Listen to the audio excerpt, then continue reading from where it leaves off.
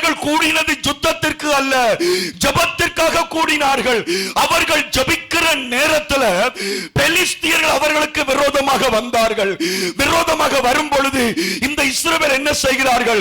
ஐயோ சாமுவேல், எங்களுக்காக ஜெபம் பண்ணிக்கொள்ளு, இவங்கள் எங்களை அழிக்க போகிறார்களே.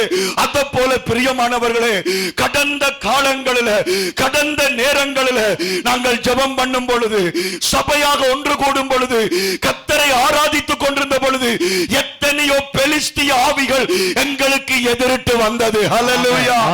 கையெத்தி சொல்லுங்க ஹல்லேலூயா. ஆண்டவருடைய சமூகத்தில் நாங்கள் நிற்க முடியாதபடி, ஆண்டவர் சமூகத்தில் நாங்கள் வளர முடியாதபடி எத்தனையோ பெலிஸ்திய ஆவிகள் எதிரிட்டு வந்த பொழுதும் கர்த்தர் நம்மை பாதுகாத்து ஆசீர்வதித்து ஹல்லேலூயா ஜெபிக்க ஒன்று கூடினார்கள். மனம் திரும்ப ஒன்று கூடினார்கள். பெலிஸ்தருக்கு அது பிடிக்கவில்லை, பெலிஸ்தருக்கு அது விருப்பம் இல்லை. ஆகவே என்ன செய்கிறார்கள்?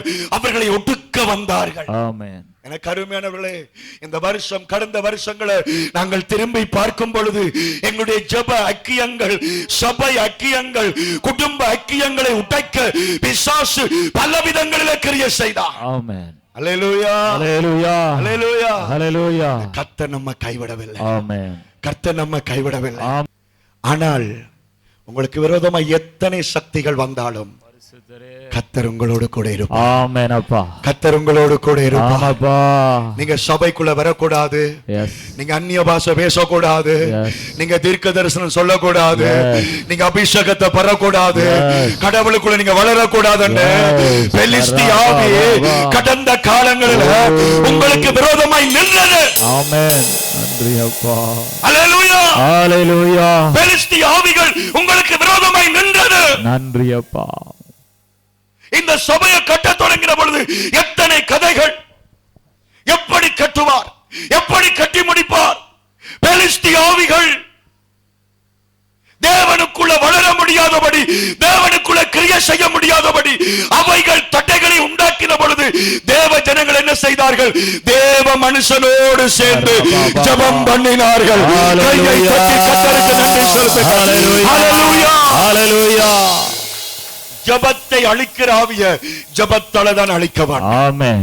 ஜபத்தை உடைக்கிற ஆவிய ஜபத்தால தான் உடைக்க வேண்டும். ஆமென். அல்லேலூயா.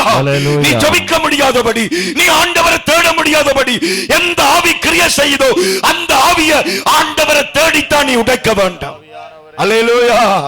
அங்கே சாமுவேல் என்ன செய்கிறான்? ஓயாமல் ஜெபம் பண்ணுகிறான், வேண்டுதல் பண்ணுகிறான். அப்பொழுது என்ன நடக்கிறது? என்ன நடக்குது? சாமுவேல் ஜெபிக்க தொடங்கின பொழுது இடி முழக்கங்களை கர்த்தர் முழங்க பண்ணினார். அல்லேலூயா சொல்லுங்க, கையெத்தி சொல்லுங்க. அல்லேலூயா.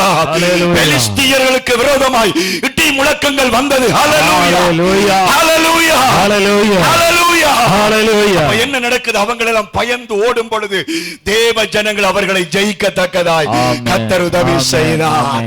அப்பொழுது சாமுவேல் பார்க்கிறான், இதுவரைக்கும் எங்களுக்கு உதவி செய்தது எங்களுடைய ஆண்டவர் என்று சொல்லிட்டு ஒரு பெயர் வைக்கிறான், எபினேசர். சொல்லுங்க எபினேசர். எபினேசர். சொல்லுங்க எபினேசர். எபினேசர். சவுண்டா சொல்லுங்க எபினேசர். எபினேசர். ஹல்லேலூயா.